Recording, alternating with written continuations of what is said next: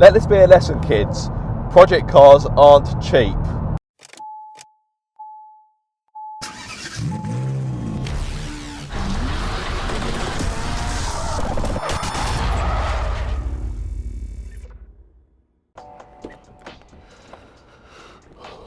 Oh, it has dropped today. Hello guys, and welcome back to Car Obsession. Now, you may join me in Leo, my Mark II Land Cupra, but in today's video, as you can tell by the title, I'm actually talking about Monique, my turbocharged Mark I MX-5. Right, there's a few things I need for this video, so just bear with me. A few minutes later. So then, you may be wondering why I'm driving Leo for this video and not Monique. Well, I'm on my way to Rugby, which for me is about, from Worthing, about 2 hours 45 minutes drive, because I'm picking up another set of alloys. In more recent times, I picked up a set of used Team Dynamics alloys for Monique because my old alloys don't fit over the new Wheelwood brake calipers, and I thought, well, actually it makes sense to get a second set so I can put track day tyres on them. So I'm picking up another set of Team Dynamics alloys, only this time, instead of them being shod with Michelin Pilot Sport 3 tyres, they actually have Nankang AR1s, which I'm quite excited by. I've never tried that tyre. Chris Pocket Rockets, who I was speaking to a few moments ago, yeah, he pretty much swears by them, as do many frequent track day users and motorsport enthusiasts. So I've never tried them for myself. Really and truly, I was swaying more towards the NS2Rs, which are also made by Nankang. The reason for that is because, unlike Chris, I don't have the luxury of trailering Monique to and from a race circuit. I have to drive her there and back, which I know is, you're kind of tempting fate somewhat, aren't you? But the NS2Rs, although they are semi-slick, they're a lot more road biased than the AR1s, which are pretty much full on track. So if I were to drive to the circuit and it rains, I'm going to be in a bit of bother. Anyway, I'm going off on a tangent, as I always do. But the advert said they were NS2Rs, but in the photos I could see AR1s. It turns out they're fitted with AR1s, which is fine because I'm still quite excited about trying them, and they've got, by the looks of it, they've got plenty of life left on them. So give that AR1s a go, and it might be a case of I may never look back after I've tried them. So it feels like I'm skirting the main issue in today's video, and for good reason. By the way, Mrs. Car Obsession, if you're watching this, go and make a cup of tea, or just go and do something else, because I think that's best for everyone involved. So, how much have I spent on Monique, my turbocharged Mark I MX-5? Well, I'm not going to tell you the full figure now because that wouldn't make for a very good video. I need to build up the suspense. Oh, right, okay, so I bought her for $2,800. That isn't included in the final amount because I'm focusing on what I've spent on her as opposed to what I've spent buying her. But yeah, paid £2,800 for her, which I think was good value. Yeah, I'm quite pleased by that. Honest, salt on the roads, brilliant. And the first modification I did, which feels like a world ago, it feels like such a long time ago, was me and fellow YouTuber and MX-5 enthusiast Oscar Brown. We fitted a Cobalt exhaust. That was £220. By the way, the numbers I'm throwing around are kind of rounded up or rounded down. They're not exact, but they're very good kind of estimates. So that was £220 right there. I would say money very, very well spent. I would argue that's probably one of the best modifications I've done on Monique because that exhaust sounds awesome.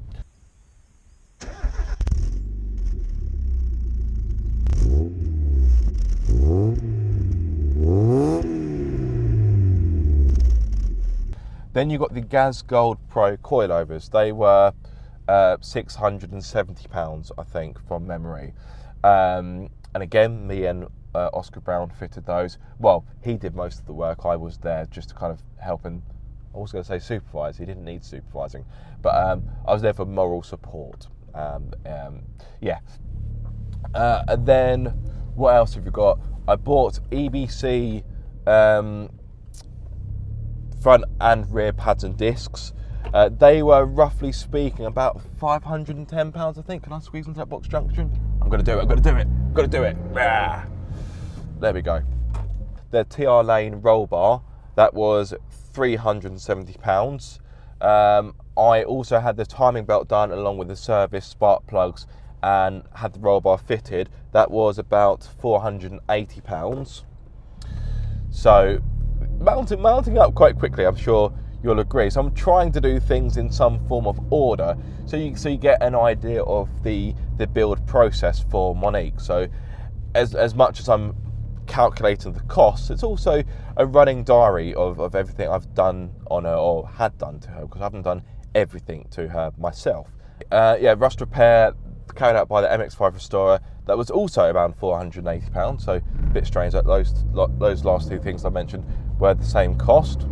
Tyres, so I got a full set of Michelin Pilot Sport 3s to replace the quite rubbish tyres that were fitted to the gold alloys, the end keys, when I bought them. And I also recently bought 2 other Michelin Pilot Sport 3s to put onto my Team Dynamics wheels. So that comes to £470. Alloys, yes, this is an interesting one. So this is for the gold alloys I mentioned a few moments ago. The BBS alloys, which was kind of a waste of time in the end because they never got fitted to Monique. The Team Dynamics alloys I bought recently, and the Team Dynamics alloys that I'm on my way to get to now. So that's £1,305. Now, in my defence, I sold the BBS alloys and I've pretty much got my money back on them. And I'm trying to sell my gold end keys, and if I do sell them, that would technically be for a profit, although I'm struggling to sell them. Radiator and new hoses. So my existing radiator was looking a bit worse for wear, and I bought new radiator hoses to go with it, which I don't think I used in the end. I don't know what I did with them. That's £127. A new gear lever shifter boot kit, because the old one had disintegrated, as they do. That was around £45, give or take. New battery, that was required. That was £130. UNOS badges, I've got a new badge to go in the front and a new one to go in the rear when I do eventually get her resprayed, whenever that may be. Combined, they were around £50. BBS centre caps for the BBS alloys I bought, they were a whopping sum of £230. Yeah, those BBS centre caps are expensive, to say the least. And then I've got, so this is where things kind of fall out of order a bit, the turbo conversion. This is the big one. Roughly speaking, about £5,800. Now, it wasn't just for the conversion. If you've been following the channel for quite some time, as I'm sure you have, that was also for a few add-ons as well, such as oil cooler, uprated clutch, blah blah blah blah blah. I've got, what else have I got? Harness, short shifter kit, and seat mounts. They're bundled together because they were all one order from Boffy Racing. That was £250. Oh yeah, the Motomex seat, that was around £300. I've got a pedal ring, some clips that were needed for the badges, key ring, hood drain cleaners, and speakers. That came to £115. A harness, which I ended up sending back, that was £283. I suppose really that shouldn't be counted because I didn't keep it, but it's still money I've spent on it technically. Right, where am I going here? Going straight over. Dipstick, because the old one broke, that was £25. Exhaust mount, because the old ones gave up the ghost, they were about £30. Dayfab washer relocation kit, that was about £140. Not a cheap one, that, sadly. Front and rear Rodison brake pads, they were about £125, which in hindsight was money not well spent because they lasted one track day.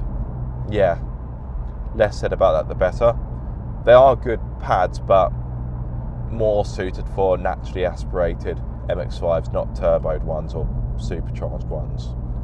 £5 for a gear adjuster for the rear brake calipers, because one of them's shredded, which is quite a common thing on the MX-5s. So yeah, that had to be replaced.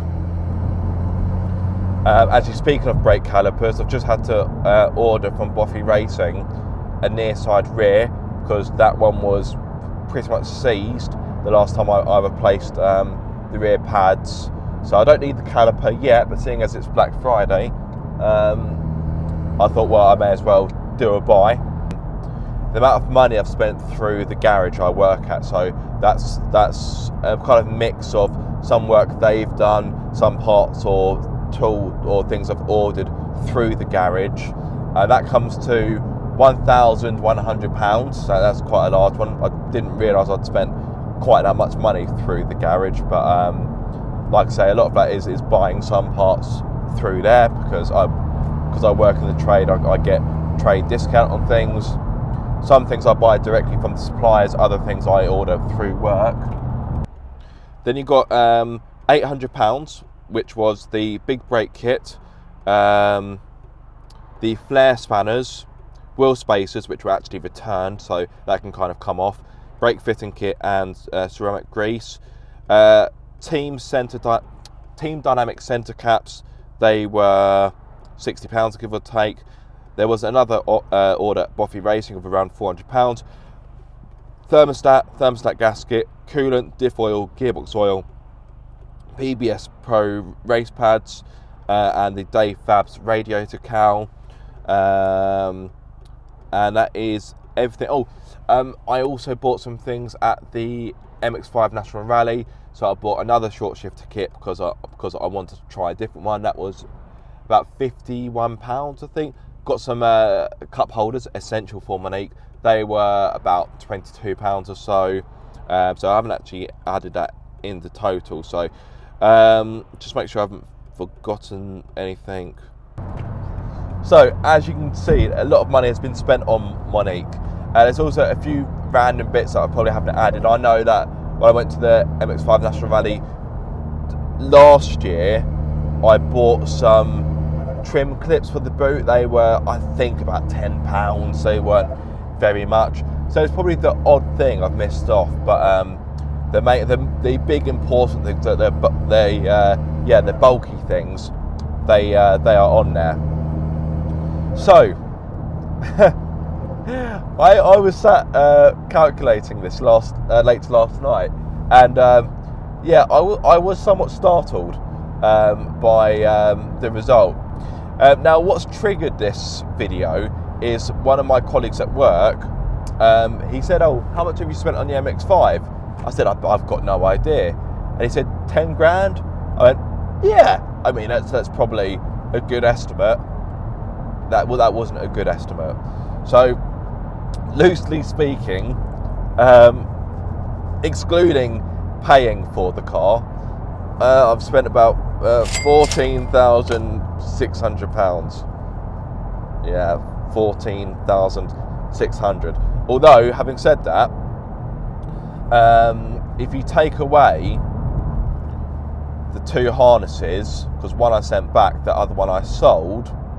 No. One harness never turned up. It got lost by Hermes. Well, Every, as they're called now. Oh no! So yeah, I got my money back for that. So let's just tot it up. So that's 300. and I also returned the wheel spacers. They were about 125. So that's 50. 2,000 years later. So actually, when you deduct the 2 harnesses and the wheel spacers, which I got my money back for, roughly speaking, it's about £14,000, maybe a little bit over, but yeah, £14,000, which, yeah, I paid £2,800 for her, so I've spent almost 5 times the value of her on her. Yeah. Let this be a lesson, kids. Project cars aren't cheap. No. Even an MX-5, which isn't the most expensive car to maintain, it ain't cheap. There we are, guys. An impromptu, well, not impromptu, I was kind of planning this, but a bit of a vlog in regards to ownership of Monique. Yeah, let me know what you think, guys. I mean, on the plus side, at least I haven't spent about 25 grand on it like Alex Kirsten has, Auto Alex. But to be fair, by the time I start getting her resprayed and getting the body sorted out, the dents pulled out and the rust sorted, I probably won't be that far off now, Auto Alex. Yeah.